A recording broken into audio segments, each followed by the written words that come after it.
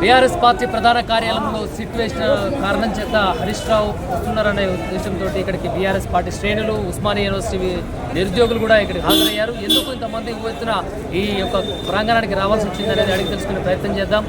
మనతో పాటు రాజేష్ నాయక్ ఉన్నారు. నమస్తే అన్న, ఏంటి ఇంతమందితో వచ్చారు? మీ బంధు బలగంతో కూడా బీఆర్ఎస్ పార్టీ ప్రధాన కార్యాలయంలో ఇంతమంది వచ్చారు, ఏంటి కారణం ఏంటి? ఎందుకు భయపడుతురా?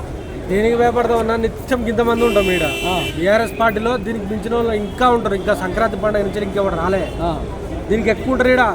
ఇది ఎప్పుడైనా బీఆర్ఎస్ పార్టీ కార్యాలయం అనేది ఒక దర్బార్ లాంటిది. నిత్యం సమస్యల పరిష్కారం కోసం వస్తారు. ఇక్కడ మా కార్యకర్తలు ఉంటారు, అందరు ఉంటారు.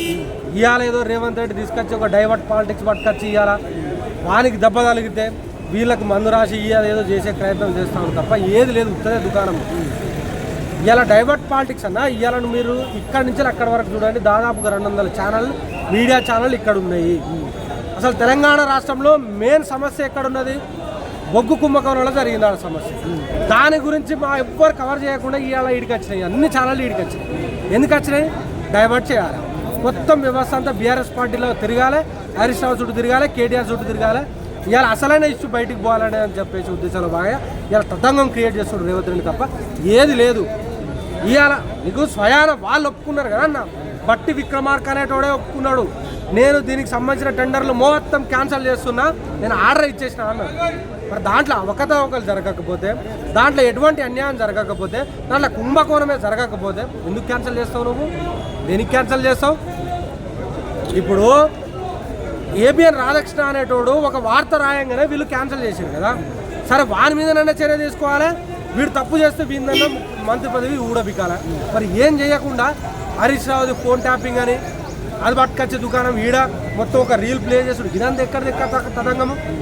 ఫోన్ ట్యాపింగే లేదని చెప్పేసి సుప్రీంకోర్టే చెప్పింది. నాయన చదువుకో, తెలుసుకో, అడుగు, ఇంకేమైనా ఇన్ఫర్మేషన్ కనుక్కో తప్ప అనవసరమైన ఇలాంటి లక్కో రాజకీయాలు చేయకు రేవంత్ రెడ్డి అని చెప్పేసి అందరం. సీఎం రేవంత్ రెడ్డి ఒక సందర్భంలో బీఆర్ఎస్ పార్టీ గద్దెలు బద్దలు కొడతామని చెప్పేసి కూడా చేసినట్టు వ్యాఖ్యలు బీఆర్ఎస్ పార్టీ ఏ విధంగా తీసుకుంటుంది? ఒక్క గద్దెను ముట్టుకోమను. గద్దెను ముట్టుకుంటే వాళ్ళ కాంగ్రెస్ పార్టీ కార్యాలయాలే కూలి నేల పట్టమైపోతాయి. ఏం తమాషాని అనుకుంటారా?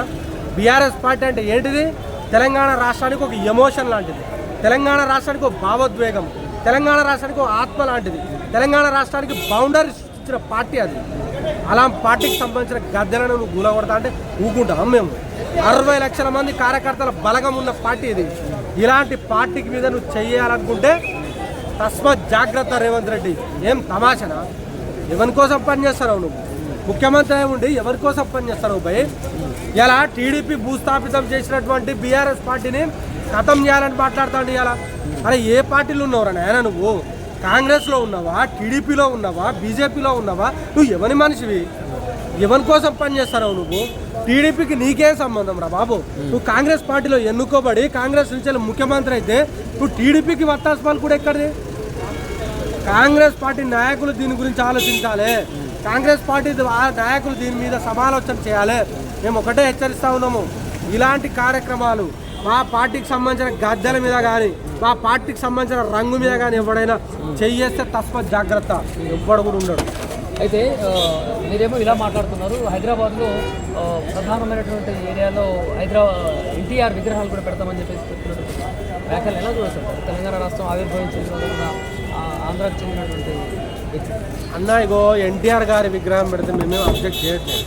ఎందుకనంటే ఆయన ఉమ్మడి రాష్ట్రానికి సంబంధించిన ముఖ్యమంత్రిగా పనిచేసిండు, కొన్ని మంచి పనులు చేసిండు. తెలంగాణ రాష్ట్రంలో సన్న బియ్యము, 2 రూపాయల కేజీ బియ్యము అలాంటి పథకాలు తీసుకొచ్చాడు. కానీ ఇలాంటి లత్కో రాజకీయాలు చేయకు. బాబు గారికి ప్రసన్నం చేయడం కోసం నువ్వు ఇవాళ తేపేదారి పని చేయకపోయి రేవంత్ రెడ్డి అనేటోడు ఇవాళ ఏం చేస్తున్నానంటే చంద్రబాబు నాయుడికి ఏమో హెడ్ మసాజ్ చేస్తుండు, బాడీ మసాజ్ చేస్తుండు, ఇంకేదంటే అది చేస్తుండు ఇవాళ.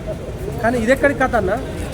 ఒక తెలంగాణ రాష్ట్రానికి సంబంధించిన ముఖ్యమంత్రి అయి ఉండి స్వయాన ఒక ఆంధ్రాకి సంబంధించిన ఏబిఎన్ ఛానల్ రాధాకృష్ణ ఇంటికి పోయి కాళ్ళ కాడికి పోయి నువ్వు న్యూ ఇయర్ విషయం చెప్పినావంటే నా యొక్క తెలంగాణ రాష్ట్ర ప్రజల యొక్క ఆత్మగౌరవాన్ని వారికి కాళ్ళ కాడ పెట్టినట్టేరా బాబు.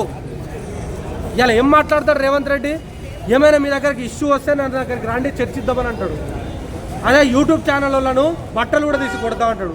ఆంధ్రాకి సంబంధించిన ఛానళ్ళు అయితే నీ వాళ్ళు అయిపోయారు. తెలంగాణలో పుట్టినటువంటి ఇక్కడ ఉన్నటువంటి యూట్యూబ్ ఛానల్స్ కానీ ఇక్కడ ఉన్నటువంటి మీడియానేమో వాళ్ళకి చదువు రాదు, వాళ్ళు దద్దమ్మలు, వాళ్ళు యూట్యూబర్లు ఉత్తమ ఏదో మైకులు పట్టుకొచ్చి గొట్టాలు కావాలని చెప్పేసి మాట్లాడిన ఈ రేవంత్ రెడ్డి ఎట్లా చేయాలి, ఏం చేయాలి చెప్పండి మీరు? అంటే ప్రధానంగా ఇప్పుడు మున్సిపల్ ఎలక్షన్స్ వస్తున్న నేపథ్యంలో ఇలాంటి చర్యలు పాల్పడుతున్నప్పుడు దీన్ని ప్రజలు ఏ విధంగా తీసుకుంటారు?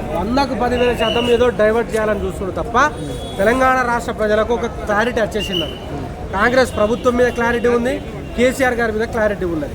అరే బాబు ఎన్ని చేసినా తెలంగాణ రాష్ట్రానికి శ్రీరామ రక్ష కేసీఆర్ గారే, బీఆర్ఎస్ పార్టీ అని చెప్పేసి వాళ్ళకి క్లారిటీ ఉన్నది. మొన్న కూడా ఏదో మాయ మాటలు చెప్పిర్రు, పైసలు ఇచ్చిర్రు, ప్రలోభాల పెట్టిళ్ళు. అందులో భాగంగానే మాకంటే కొంచెం ఒక 5% సర్పంచులు ఎక్కువ గెలిచారు తప్ప వాళ్ళు ఏం పెద్దగా వాళ్ళ యొక్క ప్రభావం ఏడ కనబడలేదు. మేము ఓడిపోయిన దగ్గర కూడా మా ఇండిపెండెంట్లే ఓడిపోయారు, మా రెబల్ క్యాండిడేట్లే ఓడిపోయారు. మాకు కూడా ఓడిపోయిన దగ్గర 40-50 ఓట్లతోటే ఓడిపోయినాం తప్ప ఎక్కడ కూడా డ్రాస్టిక్గా ఓడిపోలేదు. కాబట్టి రేపటి రోజున కూడా మా యొక్క మున్సిపల్ ఎలక్షన్లలో మీరు చూడండి, మా తెలంగాణ రాష్ట్రంలో ఉన్నటువంటి మున్సిపల్ ఎలక్షన్లో మెజారిటీగా బీఆర్ఎస్ పార్టీ కొట్టబోతుంది. నిరుద్యోగులుగా ఉన్నారు మీరు, ఉద్యోగాలు నోటిఫికేషన్ వేయాలని చెప్పి కూడా ధర్నా చేస్తున్నారు. చిక్కడపల్లి లైబ్రరీ కావచ్చు, ఉస్మానియా యూనివర్సిటీ వేదిక కావచ్చు, ఏంటి మీ ప్రధాన డిమాండ్ నెరవేరే అవకాశాలు ఏమన్నా కనిపిస్తున్నాయా? ఈ అన్నయ్యో మనము ఆ దగ్గరికి పోయి ఎక్స్పెక్ట్ చేయడం కూడా తప్పే. చదువుకున్న దగ్గర మనం అడిగితే చదువు గురించి ఆలోచిస్తారు. ఏదైనా వాడు చదువు వచ్చిన దగ్గరికి వస్తే ఇంకేదైనా ఆలోచిస్తాడు తప్ప ఒక పెయింటరు, రియల్ ఎస్టేట్ బ్రోకర్ కానీ కాడికి పోయి మాకు ఉద్యోగాలు ఏమంటే ఏమిస్తాడన్నా, వారికి ఏమర్థమైతే చెప్పన్నా. ఒక విద్యాశాఖ మంత్రి అన్న వాడు ఒక ముఖ్యమంత్రిని ఇట్లా అనడం ఎంతవరకు కరెక్ట్ అంటే? చదువుకున్న వ్యక్తిగా నిరుద్యోగం ఉన్నారు మీరు, మీకు ఏదైనా కావాలంటే ధర్నా రూపకంగా కానీ వినతి పత్రాల రూపకంగా కానీ నిరసన రూపకంగా తెలియజేయచ్చు, కానీ ఒక ముఖ్యమంత్రిని ఇలా అనడం ఎంతవరకు కరెక్ట్? అన్నయ్య నాకు వాయనం ఇచ్చినోనికి నేను బాజాప్తుగా రిటర్న్ వాయనం ఇవ్వాలి, అది సాంప్రదాయం. ఇచ్చిరా 100% నిరుద్యోగులను అడ్డ మీద కూలీలు అన్నాడన్నారు రేవంత్ రెడ్డి. తెలంగాణ రాష్ట్రంలో ఉన్న తెలంగాణ రాష్ట్రాన్ని సాధించినటువంటి ఉస్మానియా యూనివర్సిటీకి సంబంధించిన విద్యార్థులను అడ్డ మీద కూలీలని మాట్లాడిందన్న. నేను ఆయన ఏమనాలి?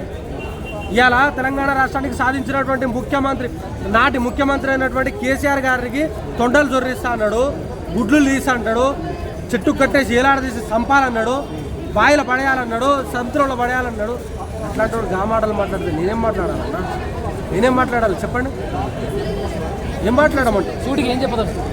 100% రేవంత్ రెడ్డి తస్మత్ జాగ్రత్త, ఒళ్ళు దగ్గర పెట్టుకొని పని చెయ్యి, ఇచ్చినటువంటి గ్యారంటీల మీద కాన్సన్ట్రేట్ చెయ్యి, హామీలు ఏవైతే ఉన్నాయో దాన్ని నెరవేర్చే ప్రయత్నం చెయ్యి, కేసీఆర్ గారి కంటే కొంచెం మెరుగ్గా పనిచేయడానికి ట్రై చేయి తప్ప పొద్దున్న లేస్తే ఈ డైవర్ట్ పాలిటిక్స్, లేకపోతే నేను చంద్రబాబు నాయుడికే పనిచేస్తా, టీడీపీని మళ్ళీ ఈడికి తీసుకొస్తా అని చెప్పేస్తే మాత్రం తస్మ జాగ్రత్త. ఇది పోరాటాల గడ్డ, ఇలాంటి వాళ్ళను ఉరికిస్తారు జనాలు.